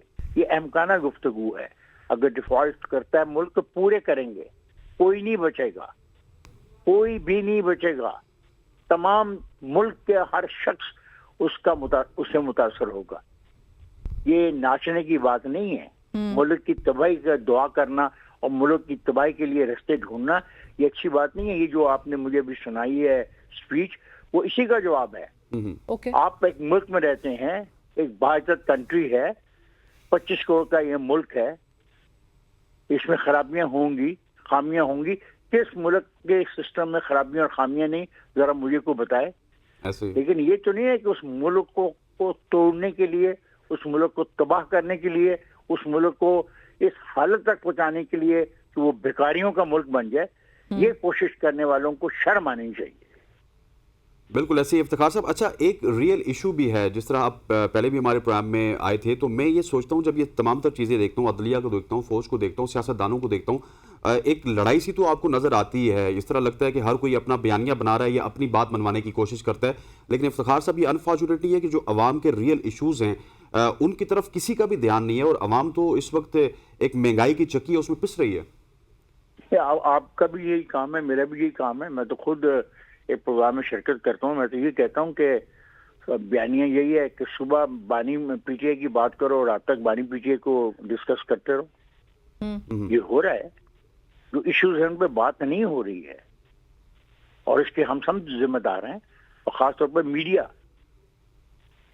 کو میں حیران ہوں کہ اس چیز کے علاوہ کوئی چیز نظر ہی کیوں نہیں آتی ہے. مثلاً ابھی آج سب سے بڑے مسئلہ یہ ہے کہ آئی ایم ایف کے ساتھ جو ہمارے مذاکرات چل رہے ہیں, ہمیں اس کے بارے میں تفصیلات کا علم ہونا چاہیے. اس پہ جو سوالات ہیں ان پہ ڈیبیٹ ہونی چاہیے. اس پہ کوئی باتیں نہیں کر رہا. سپتمبر میں آئی ایم ایف کے پروگرام کی منظوری کی امید ہے, اور اس کے ساتھ مسئلہ یہ پیدا ہوا کہ پاکستان کے اندر جو حالات ہیں کہ آئی ایم ایف کی جو شرائط ہیں اس میں خاص طور پر جو کیپٹیو پاور پلانٹس کو گیس دینے کا مسئلہ آ رہا ہے. جو انہوں نے آپ کو کنڈیشنز دی ہیں, اس کنڈیشن کے تحت آپ کیپٹیو پاور پلانٹس کو جو گیس دینا ممکن نظر نہیں آ رہا. اسے بہت بڑا ایشو ہے. اس کے نتائج کیا ہوں گے؟ There is no debate in the country. Country میں ایک ڈبیٹ ہے کہ پی ٹی آئی کا جلسہ این او سی معطل ہو گیا ہے. وہ کہتے ہیں ہم ہر صورت میں آئیں گے. آج آپ موجود ہیں. کون سی صورت؟ ابھی میں ایک آدمی کا بیان سوشل میڈیا پہ دیکھ رہا تھا. وہ کہہ رہا تھا کہ میں 4000 لوگ لے کے جلسے میں شامل ہوں گا. تباہ کر رہے ہیں ہم ملک کو. سیاست کرنی چاہیے. سیاست مقاصد کے لیے ہوتی ہے. پاکستان کی بدقسمتی یہ ہے کہ تمام سیاسی پارٹیاں نظریاتی سیاست نہیں کر رہی. یہ پاور پالیٹکس کر رہی ہیں. ایک پارٹی دوسری پارٹی کو ریپلیس کر کے پاور میں آنا چاہ رہی ہے. اس وقت پہ بات نہیں ہو رہی. مطلب آپ ایک ایشو دیکھ لیں کہ حکومت کا جو ایشو ہے انٹرنیٹ فائر وال کی سسٹم پر, 3 موقف اختیار کیے ہیں. چیئرمین پی ٹی اے کچھ کہہ رہا ہے, وہ جو منسٹر صاحب ہیں خاتون وہ کچھ کہہ رہی ہیں. اپنا ایک طرف تسلیم ہی نہیں کیا جا رہا کہ ایسا کوئی حکم ہے. ایک آدمی کہہ رہا ہے کہ جو انڈر گراؤنڈ جو آتی ہے تار وہ کہیں سے ڈیمیج ہوگی اس لیے ہو گیا. اب مجھے بتائیں, یہ زیادہ امپورٹنٹ ہے ہمیں ڈیبیٹ کرنا کہ اصل حقیقت کیا ہے, یا یہ زیادہ امپورٹنٹ ہے کہ ایک جلسے میں کتنے لوگ آئے؟ فرض کریں ایک جلسے میں 10 لاکھ لوگ ایک دن کے لیے آ جاتے ہیں. ہاں جی, کیا تبدیلی آئے گی؟ پہلا جلسہ ہوگا پاکستان میں. اس سے پہلے پاکستان میں جلسے نہیں ہوئے. یا انہوں نے پی ٹی آئی والوں نے پاکستان میں جلسے نہیں کیے. جب ان کے خلاف ووٹ آف نو کانفیڈنس ہوا اس کے بعد انہوں نے 50 سے زیادہ جلسے کیے. تو کیا اس سے پاکستان میں کوئی بنیادی تبدیلی شروع ہوگی؟ اچھا افتخار صاحب, آپ نے ایک ریئل ایشو کے اوپر بات کی تھی جو آئی ایم ایف والا ایشو تھا, لیکن ایک ایشو یہ بھی ہے کہ 2 دن پہلے فیصل آباد چیمبر آف کامرس کے جو پریزیڈنٹ تھے وہ ہمارے ساتھ موجود تھے. وہ کہہ رہے ہیں کہ ہم گورنمنٹ کے دروازے کھٹکھٹا رہے ہیں. ہمارے پاس اس وقت ایک ایسی اپرچونٹی ہے بنگلہ دیش کے حالات کی وجہ سے کہ 4 سے 5 بلین ڈالر کی ہم جو ہے وہ انویسٹمنٹ لا سکتے ہیں ٹیکسٹائل کی مد میں. لیکن گورنمنٹ بھی تو اس کی بھی تو پرائرٹیز کچھ ڈفرینٹ ہے, وہ بھی ان کو فیسیلیٹیٹ نہیں کر رہے. یہ جو بات آپ کو یہ بتاتے ہیں ٹیکسٹائل والے, ان سے پوچھیں کہ جب کہ پچھلے 40 سال میں کتنا پیسہ لگایا ہے پاکستان میں ٹیکسٹائل کی بیسی کے لیے. یہ صرف دھاگا بناتے ہیں. یہ دھاگا بنانے کا ملک ہے صرف. یہ دھاگا بنا کے بیچتے ہیں اور دوسرے لوگ اس کو اپنا کپڑے کی شکل میں باہر بیچتے ہیں. اس سوال کا بھی تو کوئی جواب دینا ہے ان میں سے. नहीं, ये this is very important thing. Exactly. अगर आप 40 साल स्टडी करेंगे कितना पैसा इस मद में इन लोगों को फायदे दिए गए हैं, इनको रिबेट दिए गए हैं, इनकी मदद करने की कोशिश की है, ये धागे से आगे जाने को तैयार ही नहीं है। बिल्कुल। अच्छा इफ्तिखार साहब, इमरान खान की अगर बात की जाए तो कल उन्होंने हमारे सहाफ़ियों से भी बात की, लेकिन साथ ही गैर मुल्की सहाफ़ियों से भी वो बात करते हैं, इंटरव्यू देते हैं। बरतानिया जैसे ममालिक से उनकी रिक्वेस्ट होती है या उनको वो कहते हैं कि आप इंटरवीन करें, जो कुछ भी हो रहा है पाकिस्तान में, जो सियासी मामलात हैं उन पर नज़र अपनी दौड़ाएं और हमें जो है वो फेवर देने की कोशिश करें। ये ठीक अमल है? पहले उनको अपने सियासी जमातों से बात नहीं करनी चाहिए? पाकिस्तानी पोलिटिकल पार्टीज़ के साथ पहले डायलॉग नहीं होना चाहिए? एंड देखे ना, उनका वहाँ पे रिश्ता है। Actually he was married to A British lady के साथ उनकी रिश्तेदारी है। He was. और वो आपको शायद ये भी याद हो कि जब इंतखाबात हो रहे थे बरतानिया में, तो वो अपने रिश्तेदारों की हमायत करने के लिए, लॉबी करने के लिए बाकायदा इमरान साहब तशरीफ ले गए थे वहाँ पे। जी। वहाँ पे उनका मसला कुछ और है। वो एक खास ग्रुप है वहाँ के रिच लोगों का जिससे उनका ताल्लुक है, और वो वहाँ से वो सपोर्ट लेना चाहते हैं। अब मसला आपका सवाल ये है कि क्या किसी बैरून मुल्क को अब पाकिस्तान के मामलात में मुदाखलत करने की दरख्वास्त करनी चाहिए? मेरे ख्याल है नहीं करनी चाहिए। लेकिन ये हरकत तो वो अमेरिका से भी करते हैं। अमेरिका के जो कांग्रेसमैन ने जो रेजोल्यूशन अपना पास किया, वो किसके कहने पर किया, वो किसकी कोशिशों से हुआ, किसके लॉबियस्ट उसके लिए पैसा खर्च रहे थे? असल में ये रहना चाहते हैं न्यूज के अंदर। ओके। और उनको न्यूज के अंदर रहने के लिए एक ढंग आता है, इसकी उनको पूरे शाबाश और पूरे नंबर देने चाहिए। लेकिन फिर मसला वो है कि जब इश्यूज के ऊपर बात की जाए, 4 साल वो यहाँ पे हुक्मरान रहे वफाक में, 11 सालों से वो खैबर पख्तूनख्वा में इक़्तिदार में हैं, और अब तो 2/3 मेजॉरिटी उनके पास है। ये सवाल आप भी नहीं करते और हम भी नहीं करते कि वहां पे कौन सी ऐसी बेहतरी हुई जो बाकी 3 सूबों में नहीं हुई। ठीक। It's a very basic question. और ये सवाल है कि वहां पे जो गवर्नेंस है वो किस हद तक बेहतर है as compare to Sindh, Balochistan और पंजाब। बिकॉज इन 3 सूबों में तो किसी के पास इतनी लंबी हुकूमत नहीं रही मासवाए सिंध के अंदर। तो कंपैरिजन जो होना चाहिए वो इस पे होना चाहिए कि परफॉर्मेंस क्या है आवाम के लिए, तालीम के सेक्टर में क्या हो रहा है, सेहत के सेक्टर में क्या हो रहा है, सर्विसेज के सेक्टर में क्या हो रहा है। आईटी के शोबे में हम बहुत पीछे हैं सर। आईटी के शोबे में तो हम बहुत इसलिए पीछे हैं। हमें 20 साल पहले जब ये दुनिया में आईटी का मसला शुरू हुआ था और लोगों ने इसका फायदा उठाना शुरू किया था, तो हमें तब से ही सारी बहस में और इस खेल में शामिल हो जाना चाहिए था आईटी वाले में। उसमें तो नालायकी है, और एक हुकूमत की नालायकी नहीं और एक पार्टी की नालायकी नहीं है, ये सब इसके रिस्पॉन्सिबल है। 20 साल पहले जब ये हिंदुस्तान में पूरा एक शहर उन्होंने बसा लिया इस काम के लिए, आईटी सिटी, बिल्कुल। तो उस करते इनको नजर नहीं आ रहा था कि ये हो रहा है। तो ये गलतियां जो है ना, ये कुछ गलतियां हैं जो जिसमें सब बराबर के शरीक हैं। लेकिन अब सवाल ये पैदा होता है कि ये 25 करोड़ का सबसे पहले तो आबादी पर काबू पाना पाकिस्तान का सबसे बड़ा अहम इशू है।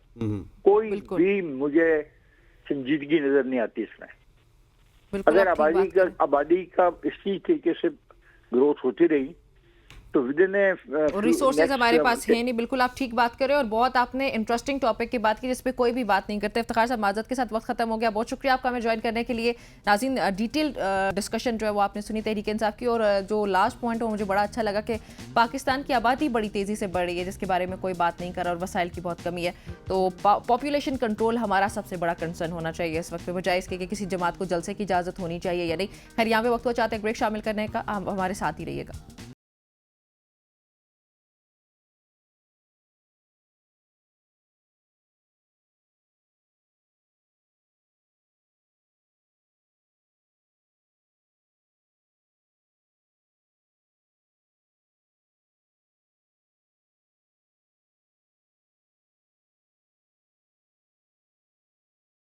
वेलकम बैक टू सुबह की सोच। अब हम बात करेंगे कराची में 2 दिन पहले एक वाकया पेश आया था कारसाज हादसे की, जिसमें बाप बेटी की जान लेने वाली मुलजिमा नताशा दानिश की ज़हनी हालत दुरुस्त करार पाई और वो हॉस्पिटल से फारिग कर दी गई हैं। सरबराह शोबा नफ्स कहना था कि मुलजिमा के अहल खाना ने बताया कि वो ज़हनी मरीज़ है, ताहम वो मरीज़ा की ज़हनी सेहत के हवाले से कोई मेडिकल रिकॉर्ड पेश ना कर सके।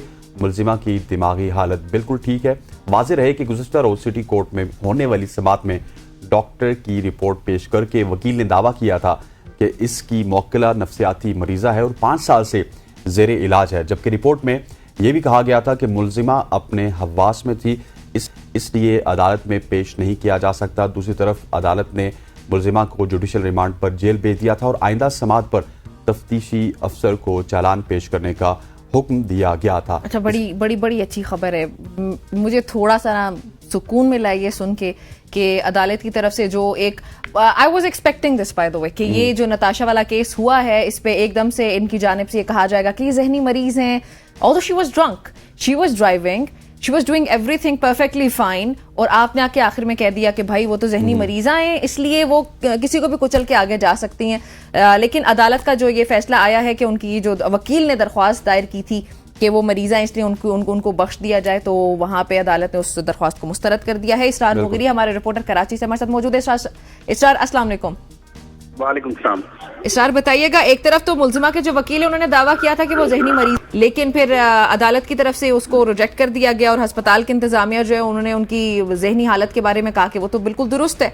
तो क्या बयानात चल रहे हैं और अभी सिचुएशन क्या है नताशा के हवाले से बताएं प्लीज।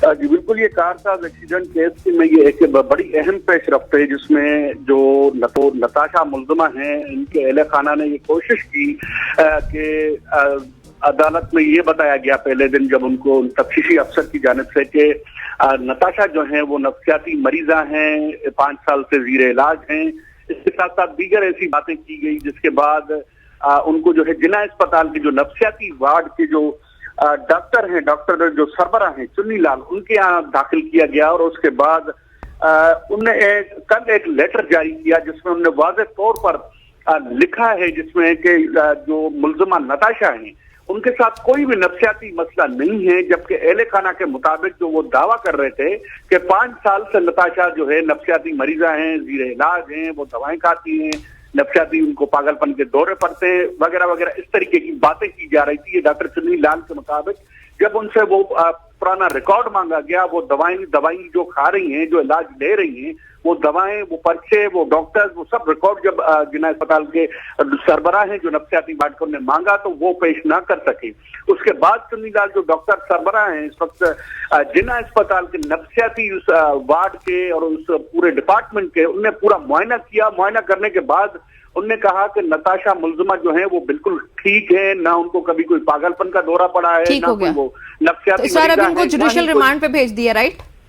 जी बिल्कुल, अदालत ने उनको जुडिशियल रिमांड पर भेज दिया है और उसके साथ साथ पुलिस को भी ये कहा गया है कि चालान जो है वो पेश करें और मुलजिमा को कल जो है सिटी कोर्ट में पेश किया गया। इसके साथ साथ वो जब आएंगे अदालत में तो उनको बिल्कुल चेहरा उनका ढांप के उनको अंदर ले जाया गया और उसके बाद अदालत ने उनको 14 दिन के लिए जो है जुडिशियल रिमांड। अच्छा, अभी तक इसरार आपके पास असर रसूख को इस्तेमाल करने की कोई खबर तो सामने नहीं आई है, क्योंकि बहुत इन्फ्लुएंशियल फैमिली से ताल्लुक रखती है, इनका बैकग्राउंड बड़ा स्ट्रांग है, और जो लोग मरे हैं या जो जख्मी हुए हैं उनकी जानिब से क्या कहा जा रहा है अभी तक?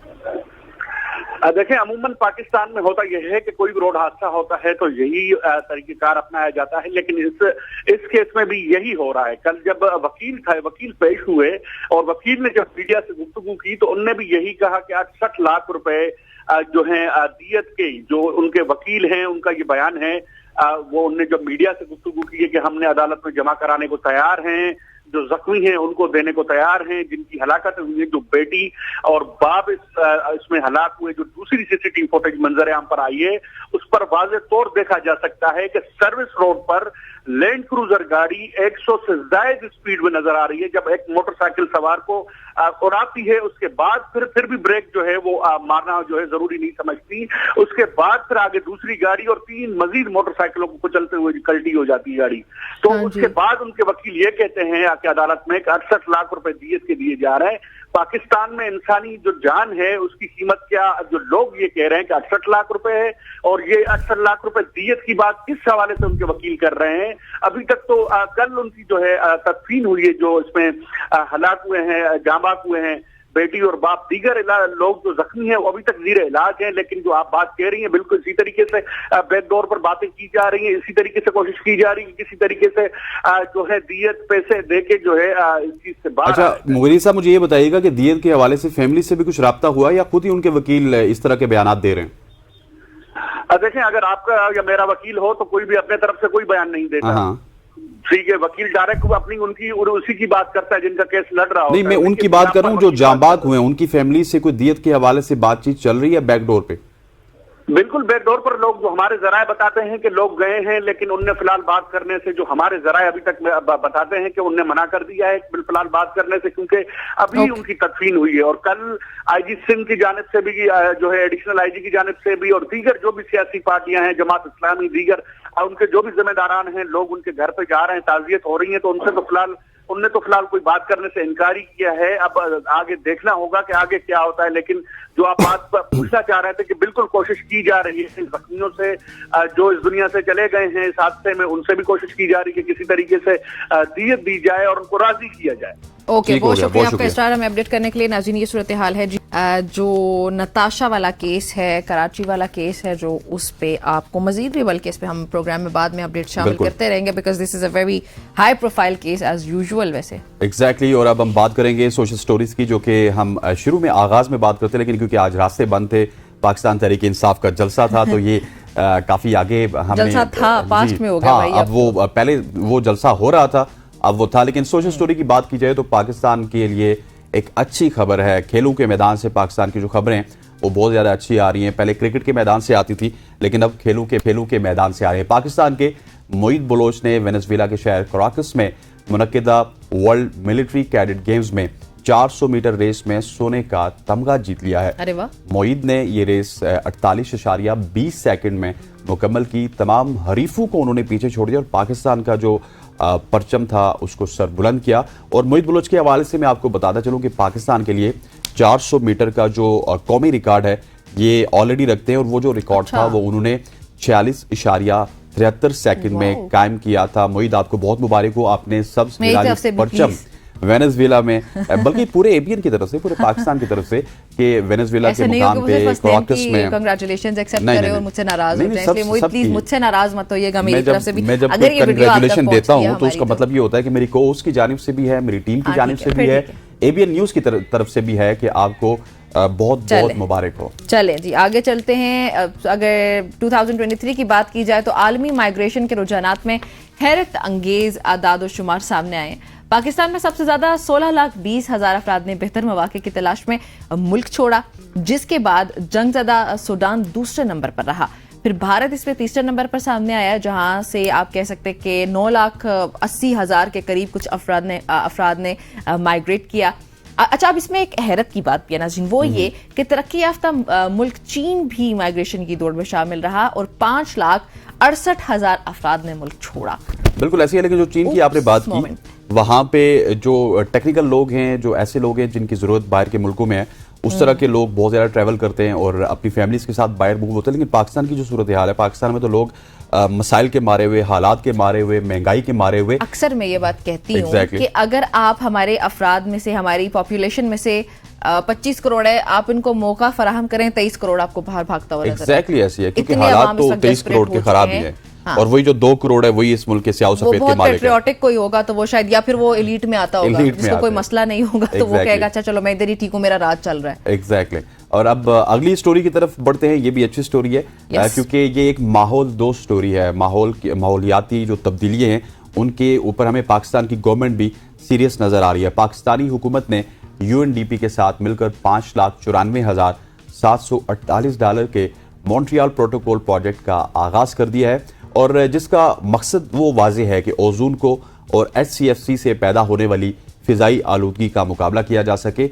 और ये जो मंसूबा है निम्रा, ये तकरीबन 2027 तक मुकम्मल होगा। और इसके अलावा भी पाकिस्तान $28.72 मिलियन का बायोमास एनर्जी मंसूबा اور $37 ملین کا گلوف 2 پروجیکٹ، جو کہ یہ گلیشیئرز ہوتے ہیں اور جو لیکس ہوتی ہیں اس میں سے جو سڈن پانی آتا ہے اس کی وجہ سے یہ پروجیکٹ شروع کیا جا رہا ہے، اور جس کو تیزی سے تکمیل کے لیے ماہانہ جائزہ بھی اس کا لیا جائے گا. سو پاکستان ڈیفینیٹلی، پاکستان میں بہت سارے گلیشیئرز بھی ہیں اور لیکس بھی ہیں، ان کو پروٹیکٹ کرنے کے لیے بڑی پاکستان تیزی سے میلٹ کر رہے ہیں، اس لیے یہ بڑا اچھا پروجیکٹ ہونے جا رہا ہے اگر اس پہ امپلیمنٹیشن بھی مکمل ہو جاتی ہے. اچھا آگے چلتے ہیں اور آپ کے ساتھ ایک اور سٹوری شیئر کرتے ہیں. جی بلوچستان کے علاقے سے، بلوچستان کے لورا لئی کا یہ علاقہ ہے جہاں سے کانگو وائرس کا ایک اور کیس سامنے آیا، جس سے رواں سال صوبے بھر میں متاثرہ افراد کی تعداد 22 ہو چکی ہے. اگر بلوچستان کی میں صرف 2024 کی بات کروں تو کانگو وائرس سے 5 افراد جاں بحق بھی ہو چکے ہیں اور یہ ایک اور کیس سامنے آئے. اللہ تعالیٰ خیر کرے. اچھا آپ کو کانگو وائرس کا بتاتی چلوں کہ کانگو وائرس جو وہ مویشیوں کے اندر ایک کیڑا ہوتا ہے چھوٹو سا جو اس کے ساتھ چپکا ہوتا ہے، چیچڑ اس کو بولتے ہیں.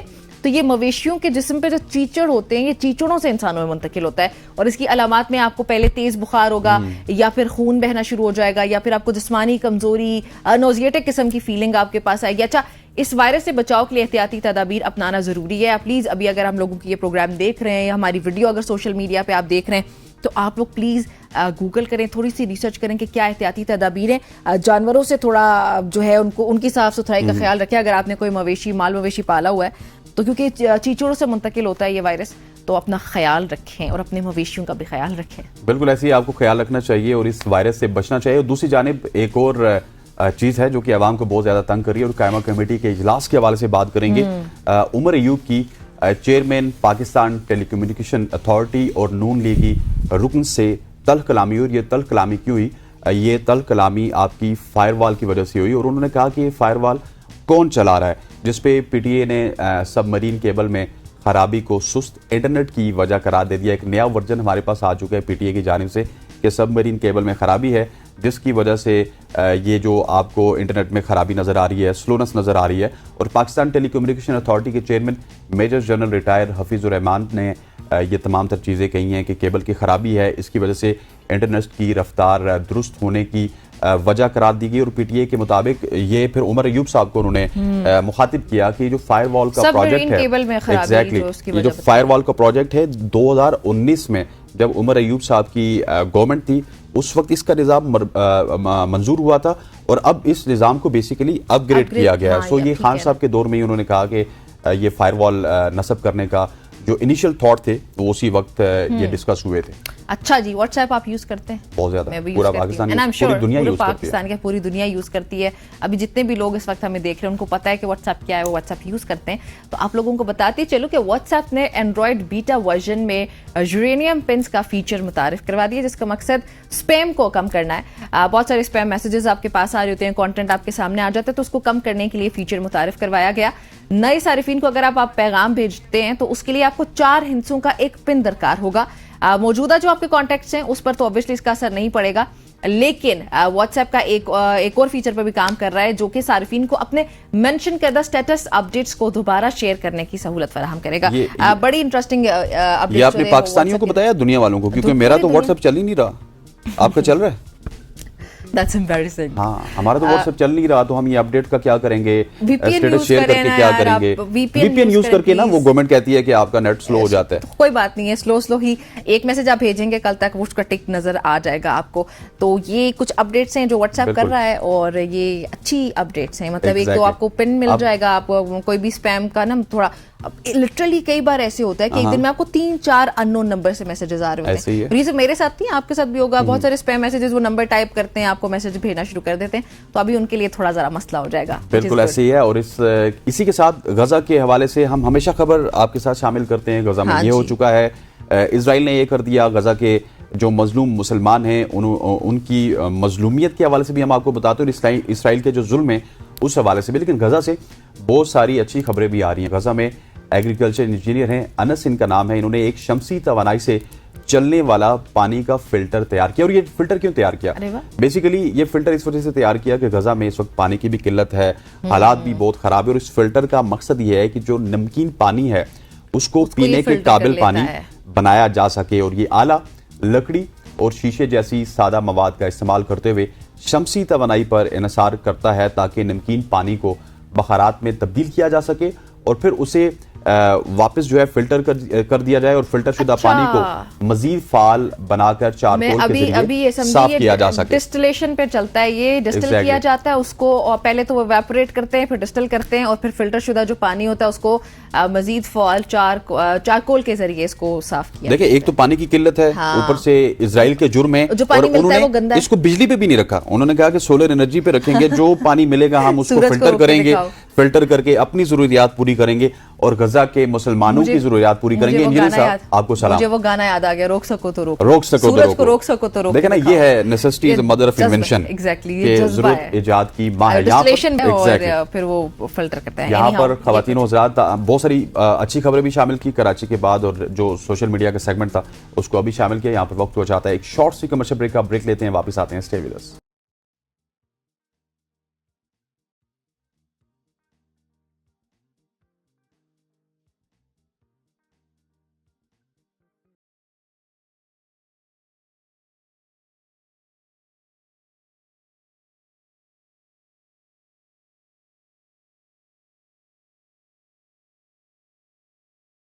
Welcome back. क्रिकेट की बात करने लगे। पाकिस्तान और बांग्लादेश के दरमियान खेले जा रहे पहले टेस्ट मैच में पाकिस्तान ने पहले दिन खेल के अख्ताम पर 4 विकेट पर 158 रन बना लिए। 16 रन के मजमूई स्कोर पर 3 विकेट्स गिरने के बाद साइम अयूब और सऊद शकील ने जिम्मेदाराना बैटिंग की और 98 रन की शराकतदारी भी कायम की।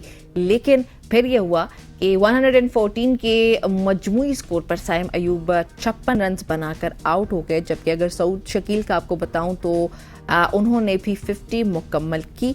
पहले दिन सिर्फ 41 ओवर्स का खेल हो सका। बिल्कुल ऐसे ही है, बारिश ने रंग में बंग डाली है। दूसरा ये पीटीआई वाला जलसे वाली बात भी थी ना आज की, बांग्लादेश की टीम भी आई हुई है यहीं पे रावलपिंडी में, थोड़ा मसले मसाइल, तो चलो वो तो वेट आउटफील्ड की वजह से हुआ। मैं आज की बात कर रही हूं कि वैसे चलो आज बेहतर हो गया। हाँ एग्जैक्टली, शुक्र है इधर से रास्ते बंद किए हुए थे, लेकिन फिर भी आज 9:45 में मैच स्टार्ट हुआ। लेकिन कल जो पाकिस्तान के टॉप ऑर्डर की सूरत हाल थी वो बड़ी ड्राउनी थी। जिस तरह निमरा ने आपको बताया कि पहले अगर देखा जाए तो अब्दुल्ला शफीक कुछ भी नहीं कर सके, उसके बाद ये कोशिश थी, ये उम्मीद थी कि जो शान मसूद हैं जो कि कप्तान भी हैं, टीम को लीड कर रहे हैं, कि वो अपनी एग्रेसिव बैटिंग यहाँ पे दिखाएंगे, क्योंकि जो विकेट था वो ग्रीन टॉप था और जो रावलपिंडी की ओरिजिनल विकेट होती थी आज से 5-6-7 साल पहले, उसी तरह की विकेट को यूज़ किया गया। लेकिन शान मसूद भी नहीं चल सके और फिर किंग बाबर आजम एक बार फिर सिफर बनाया उन्होंने, और जो कौमी टीम की हालत थी टॉप ऑर्डर की वो ख़राब थी। उसके बाद एक शराकतदारी हुई और ये मेरे लिए बड़ी एक अच्छी बात थी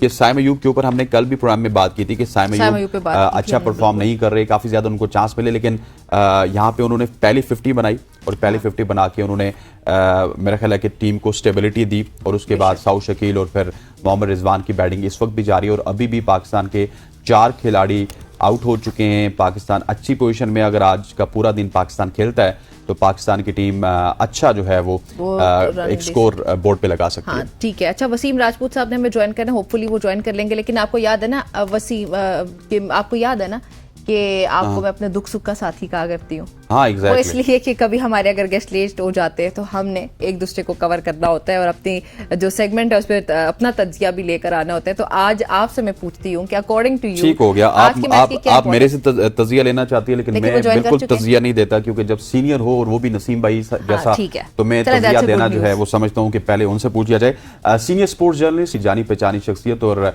तकरीबन 30-40 साल से स्पोर्ट्स जर्नलिज्म में एक नाम और मुकाम रखते हैं, जनाब नसीम राजपूत साहब ने हमें ज्वाइन किया है। नसीम भाई, आपको खुश आमदीद कहते हैं, thank you very much for joining us. सबसे पहले अगर रावलपिंडी टेस्ट की बात की जाए तो बहुत सारे लोग कह रहे थे कि ये टेस्ट 3 दिन तक खत्म हो जाएगा और पाकिस्तान जीत लेगा, लेकिन कल एक ड्राउना आगाज हुआ पाकिस्तान के टॉप ऑर्डर की जानिब से और उसके बाद थोड़ी सी स्टेबिलिटी जरूर आई है।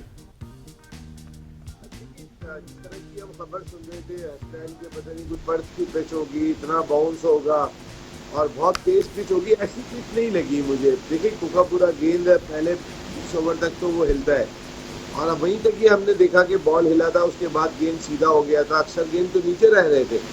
तो मेरी अपनी ज़ाती राय में हमारी टीम मैनेजमेंट इस पिच को सही तरह पढ़ नहीं सकी है और जो हम स्पिनर के बगैर खेल रहे हैं और चौथी इनिंग में हमने बॉलिंग करनी है। अभी तो यहाँ पे बारिश की सूरत हाल मुझे नहीं पता, आप बैठे हुए हैं में, वहाँ क्या सूरत हाल है? आज मौसम क्लियर है? सर हम तो बैठे हुए, लेकिन हमें ग्राउंड के अंदर दाखिला बंद हुआ है हमारा।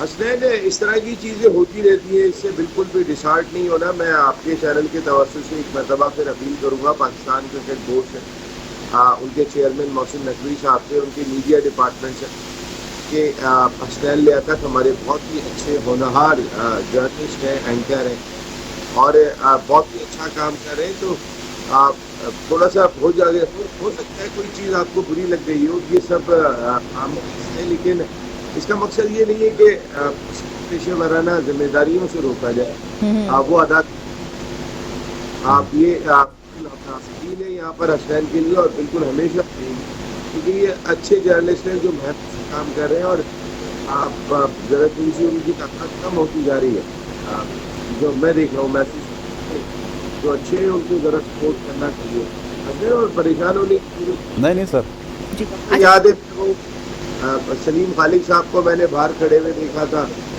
پی ایس ایل ہو رہا تھا. ٹھیک، نسیم صاحب آپ ہمیں سن پا رہے ہیں؟ نسیم صاحب کی آڈیو میں کچھ ایشو آ رہا تھا، اس کو فکس کر کے ہم ان کی طرف دوبارہ آتے ہیں. سو آج کا دن آپ کو کیا لگتا ہے؟ آ چکے ہیں واپس، چلیں جی. نسیم صاحب آپ کو آواز آ رہی ہے میری؟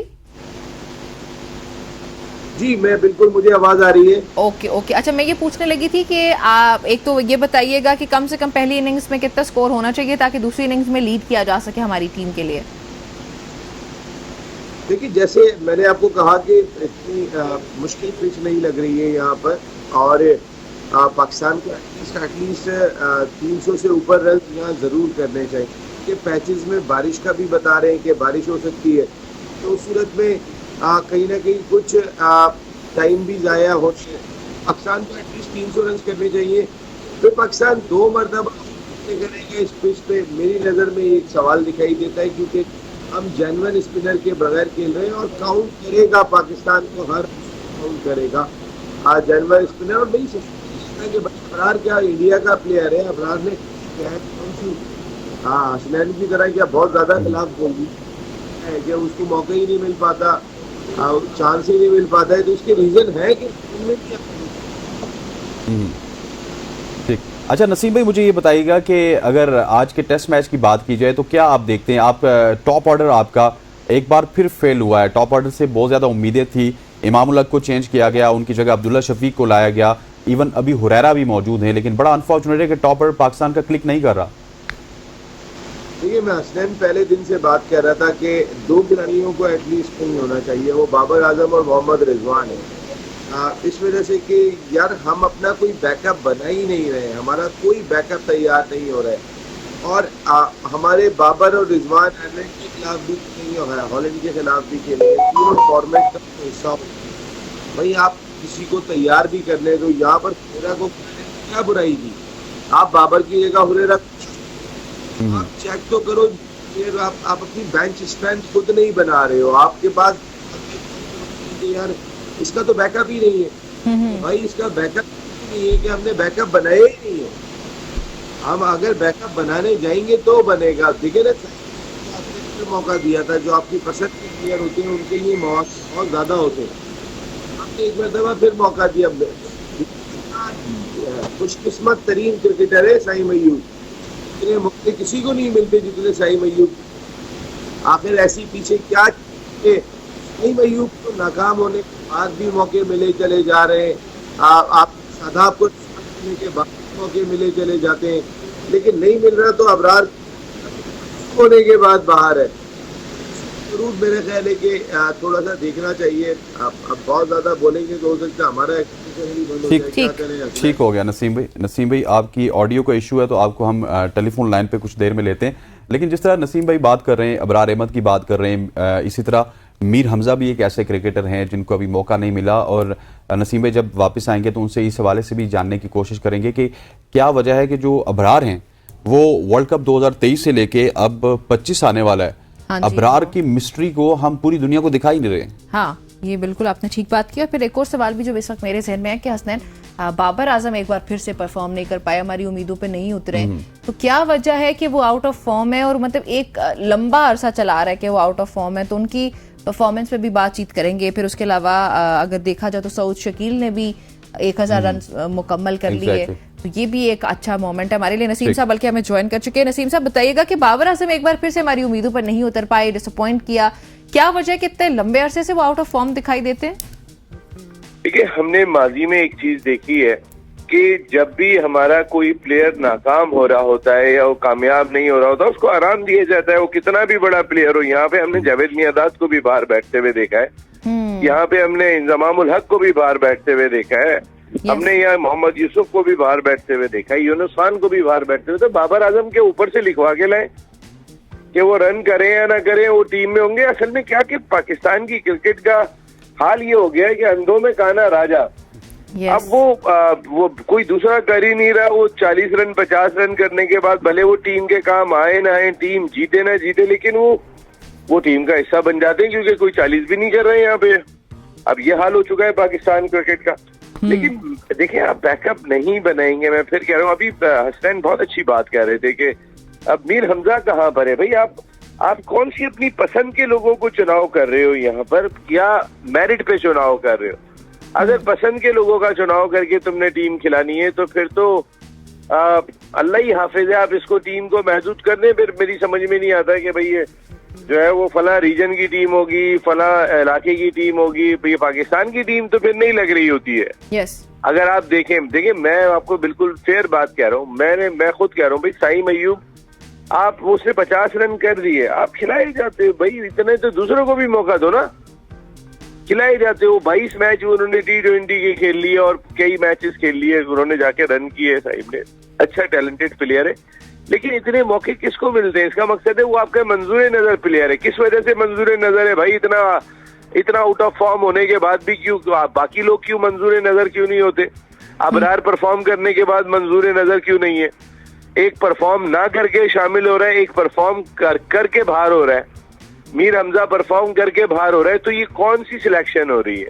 اچھا, کس انداز سے لے کے چل رہے ہیں؟ نسیم بھائی, ہمارے ایک مشیر ہوا بازی ہوتے تھے جنہوں نے یہ کہا تھا کہ پی آئی اے کے پائلٹس کے جو سرٹیفکیٹس ہیں وہ جعلی ہیں, ڈگریز جعلی ہیں. اس کے بعد ہمارے جو یورپین روٹس ہیں وہ بند ہو گئے تھے. کل محسن نقوی صاحب کا یہ بیان آیا کہ آپ کے پاس کوئی ایسا گراؤنڈ نہیں ہے جو انٹرنیشنل معیار کے قابل ہو. حالانکہ گراؤنڈز کو آپ بھی جانتے ہیں, میں بھی جانتا ہوں, تھوڑی آؤٹ لک پہ کام کرنے کی ضرورت ہے. گراؤنڈز تو ہمارے بہت اچھے ہیں, لیکن محسن نقوی صاحب کو یہ کیا سوجی کہ انہوں نے اس طرح کا بیان دے دیا جس کو ایکسپلائٹ کیا جا سکتا ہے؟ بھائی انہوں نے بیان دیا, گراؤنڈ کی جو بات کی ہے وہ بات یہ کر رہے ہیں کہ دنیا کے گراؤنڈ سے میچ کر رہے ہیں, اور جس طریقے کے وہ گراؤنڈ بنا رہے ہیں. میں نے دیکھا نا پاکستان کرکٹ بورڈ میں گراؤنڈ بنانے کی فکر دکھائی دے رہی ہے. اسٹیڈیم اچھی بات ہے, بننے چاہیے, اور اچھے سٹینڈرڈ کے. ہم بہت بڑی کرکٹنگ نیشن ہے, ساری دنیا کے حسنین آپ نے بھی جا کے اسٹیڈیم دیکھے. ہم جب اسٹیڈیم دیکھتے ہیں تو بہت بڑا فرق لگتا ہے پاکستان کے اسٹیڈیم. ہمارے یہاں تو ایسا لگتا ہے کہ ٹی وی پہ بیٹھ کے میچ دیکھ رہے ہیں. جتنی دور سے آپ کے کراؤڈ بیٹھ کے میچ دیکھ رہا ہوتا ہے وہ گیند پڑتی ہوئی دکھائی نہیں دے رہی ہوتی. سامنے لوگ آ رہے ہوتے ہیں. ہم نے جس سینس کے ساتھ 96 میں بنائے تھے یار, 96 کا ورلڈ کپ کرایا تھا تو ہم نے گراؤنڈ بنائے تھے. آخری مرتبہ جب ورلڈ کپ کوئی آئی سی سی کا ایونٹ ہوتا ہے جب بھی گراؤنڈ بنتے ہیں, ورنہ بنتے نہیں ہیں. ہمارے یہاں انڈیا میں ہر دفعہ جو ہے وہ ہر 1 سال کے بعد ایک آئی سی سی کا ٹورنامنٹ ہوتا ہے, ان کے گراؤنڈ دیکھیں کیسے بنتے چلے گئے. ہمارے یہاں 96 کے بعد ہو رہا ہے تو ہمارے یہاں آپ گراؤنڈ بن رہے ہیں. لیکن ہمارے گراؤنڈ بنانے پہ فوکس زیادہ دکھائی دے رہا ہے کہ بھائی اتنے بجے رات کو 3 بجے بھی چیئرمین صاحب جا کے کھڑے ہوئے ہیں, دیکھو کس طریقے سے اینٹیں اٹھا کے خود رکھ رہے ہیں. لیکن جو ٹیم بنانا اصل کام ہے, ٹھیک ہے, ٹیم بنے گی تو پھر گراؤنڈ آباد ہوں گے, وہ نہیں ہو رہا, اس پہ کام نہیں ہو رہا میرے خیال میں. ٹھیک ہو گیا. اچھا نصیب بھائی, مجھے یہ بھی بتائیے گا کہ جو جے شاہ ہیں ان کو آئی سی سی کا چیئرمین اگر لگا دیا گیا تو کیا پھر اس کے بعد چیمپئنز ٹرافی پاکستان میں ہونا ممکن ہوگی؟ تیاریاں تو بڑی عروج پہ ہیں, لیکن ابھی بھی ایک سیاہ بادل ہیں جو کہ چھائے ہوئے ہیں پاکستان کے اس ایونٹ کے حوالے سے. دیکھیے, جے شاہ چیئرمین بنے نہ بنے, ان کی مرضی ہوگی تو وہ آئیں گے, ان کی مرضی ہوں گی تو نہیں آئیں گے. چاہے چیئرمین کسی کو بھی لگا دیں, آپ کسی کو بھی لے جا کے لگا دیں آپ, چیئرمین سے کوئی فرق نہیں پڑتا. آئی سی سی کا چیئرمین کیا کرے گا؟ وہ یہ بولے گا دیکھیں ان کی حکومت نہیں مان رہی ہے, ہم کیا کر سکتے ہیں, ہم تو کچھ بھی. اس طرح تو وہ کیا کر لے گا؟ کچھ بھی نہیں کر سکتا. نہ اس کے پاس اس کے علاوہ کوئی اختیار ہے, نہ بیچارے کے پاس یہ اختیار ہے کہ وہ انڈیا کو یہ کہہ سکتا ہو کہ بھائی آپ جا کے ضرور کھیلیں, یہ ہمارا ایونٹ ہے, کھیل خراب ہو رہا ہے, کھیل کو تباہ نہ کریں. نہ تو اس میں اتنے گٹس ہیں, اتنی ہمت ہے کہ وہ یہ بات کرے گا. آپ جے شاہ چیئرمین آ جائیں یا جے شاہ چیئرمین نہ ہو تو بس آپ سپر چیئرمین تو جے شاہ ہی ہیں, آپ تو چیئرمین لگیں گے اگر لگیں گے تو. सुपर चेयरमैन लेकिन नसीम साहब ये तो फिर इंडिया की इजारादारी हो जाएगी ना, ये तो फिर इंडिया अपनी मनमानी पहली करने में बड़ा मशहूर है, तो वो तो इख्तियारात के साथ फिर तो पता नहीं क्या हो जाएगा। तो कौन से इख्तियार उसके पास नहीं है, आप मुझे बताएं कौन से इख्तियार नहीं है और कौन सी इजारादारी। लेकिन कुछ ज्यादा ही ऑफिशियल हो जाएंगे ना। नहीं, कुछ भी नहीं होगा। मैं आपको बता रहा हूँ, अभी भी आप चेयरमैन को आप समझ लें कि चाहे जेशा को बिठा दें चेयरमैन की कुर्सी पे या जो बैठे हैं उनको बैठा रहने दें, आप गौर से देखेंगे तो आपको जेशा ही नजर आएंगे, आप टेंशन ना लें, वो जेशा ही नजर आ रहे होंगे चाहे कोई भी बैठा हो वहाँ पे। जी हाँ, असल में क्या उनकी अथॉरिटी इतनी है, उन्होंने खुद को अब इतना मनवा लिया, पैसा भी लेके आ रहे हैं। हम सोते रहे थे, जैसे हम हॉकी में सोते रहे थे, हमने टाइम पे काम नहीं किया, इसी तरीके से जहाँ ICC में ठीक है हम वर्ल्ड कप लेके आए थे, खेल में पैसा लाने वाले दो ममालिक हैं, पाकिस्तान और इंडिया, एक साथ इनका रोल था। एक ममालिक आज जमीन पे लगा हुआ दिखाई दे रहा है, एक आसमान पे लगा हुआ दिखाई दे रहा है, और वो दो वो मुल्क है कि जिनके दर्मियान जब मैच होता है तो दुनिया की क्रिकेट, दुनिया के खेल एक जगह पे रुक जाते हैं, पूरी दुनिया हिल जाती है एक तरह से। यस, और आप अंदाजा करें एक जमीन पे एक आसमान पे, इसमें जो कसूर है उनको बेहतर करने की जरूरत दिखाई देती है, ना कि हम बैठ के लकीर पीटते रहे। लकीर पीटने से कोई फायदा नहीं होता, बेहतर करने की जरूरत है चीजों को। नसीम भाई, जिस जमाने में आप इंडिया जाते थे मुझे ये भी याद आ गया कि उस वक्त इंडियन क्रिकेटर्स के इतने अच्छे हालात नहीं होते थे, पाकिस्तान के क्रिकेटर्स के अच्छे हालात होते थे। मसला ये है कि उन्होंने इन्वेस्टमेंट की, IPL को एक प्रॉपर ब्रांड बनाया। हमारे यहाँ मसला ये होता है कि हमने ग्राउंड्स बंद कर देने होते हैं, एक्रेडिटेशन बंद कर देनी होती है, चेयरमैन तब्दील कर देने होते हैं, हमने सिस्टम तो बनाया नहीं ना, हम जो भी आता है वो जाती जागीर समझ लेते हैं। यही होता है, हम लोग को यही समझ रहे होते हैं कि हम मकसद है कि भाई कौन कितने दिन तक होता है पाकिस्तान क्रिकेट बोर्ड में। अभी तो जाहिर है सूरत हाल ऐसी है, लेकिन ये सूरत हाल यार चेंज हो जाती है। देखिए मैं आपको एक बात बताऊं, मैं जितना पर्सनली मोहसिन नकवी साहब को मैं जानता हूं, मेरा ख्याल है कि शायद मोहसिन नकवी साहब का इसमें आपके एक्रेडिटेशन में रोल ना हो, शाह से ज्यादा शाह के वफादार बहुत बड़े वफादार का रोल होता है। एग्जैक्टली, ये इसमें ना वो जिस सतह के जिस स्टेचर के आदमी है वो इतनी छोटी छोटी चीजों पे नहीं जाएंगे यार, उन पे थोड़ा क्रिटिसाइज थोड़ी होता है, वो कई हवालों से हो रहा होता है। तो मेरे नहीं ख्याल, लेकिन ये जो नीचे शाह के से ज्यादा शाह के वफादार लोग हैं, कुछ उनके अपने अफसरान उनके साथ ट्रैवल करके आए, मेरा ख्याल है उनका काम यही है टीवी पे बैठ के देखते रहो कौन खिलाफ बोल रहा है साहब के। तो वो इसके अलावा शायद उनका कोई बाकी परफॉर्मेंस है और उससे दिखाई नहीं देता कि काम उनका कोई और भी बहुत ज्यादा दिखाई दे रहा होगा। तो मैं उनको जितना मैं मोहसिन नकवी साहब को पर्सनली मैं को बहुत ज्यादा नहीं मिला हूँ, लेकिन यार असलन मुझे ऐसा लगता है कि उनके पीछे कोई और भी लोग हैं, और मैंने आपको कहा है ऐसा होता रहता है। मैंने बाहर जी नहीं वो तो मैंने किसी और प्रोस्पेक्ट से की थी नसीम भाई। हाँ भाई, कहने का मकसद ये कि इंडिया की जहां तक आपने बात की थी, देखिए इंडिया के क्रिकेटर और हमारे क्रिकेटर 87 तक बिल्कुल एक जैसे थे। एग्जैक्टली 96 तक में भी कोई फर्क नहीं था जब तक वर्ल्ड कप हुआ था। 96 के बाद से जहां काम करने की जरूरत थी, हम 2 वर्ल्ड कप 87 और 96 8 साल 12 साल के अंदर हमने 2 करा दिए, दरमियान में 92 हुआ, वो हमने जीत भी लिया। तो हम एक डिफरेंट क्रिकेटिंग नेशन के तौर पे सामने आ चुके थे कि यार 2 वर्ल्ड कप 12 साल में करा दिए इन्होंने, और 1 वर्ल्ड कप जो है वो इन्होंने जो है वो दरमियान में जीत भी लिया, और पैसा भी खेल में इतना सारा लेके आ गए। पहला वर्ल्ड कप हमने कराया था वो रिलायंस वर्ल्ड कप के नाम से था, दूसरा वर्ल्ड कप हमने जो कराया था वो पिलकॉम बनी थी, पाकिस्तान इंडिया और श्रीलंका के दरमियान जो कंपनी बनी थी उसने कराया था। वो इतना पैसा खेल में लाए थे जो उससे पहले तस्वुर नहीं था। अभी उसी चीज को लेके पाकिस्तान भी आगे बढ़ सकता था, पाकिस्तान बैठ के सोते रहे, उन्होंने वहां पे बिल्कुल ऐसे ही है, पाकिस्तान बैठ के सोते रहे। और नसीम भाई आपका बहुत बहुत शुक्रिया, thank you very much for joining us. Senior sports Naseem Rajput साहब हमारे साथ मौजूद थे, जो क्रिकेट के हवाले से भी बात कर रहे थे और ओवरऑल जो पाकिस्तान की क्रिकेट का डिक्लाइन है उस हवाले से भी वो बात कर रहे थे। यहाँ पर वक्त हुआ चाहता है एक शॉर्ट सी कमर्शियल ब्रेक का ब्रेक लेते हैं, वापस आते हैं, स्टे विद अस।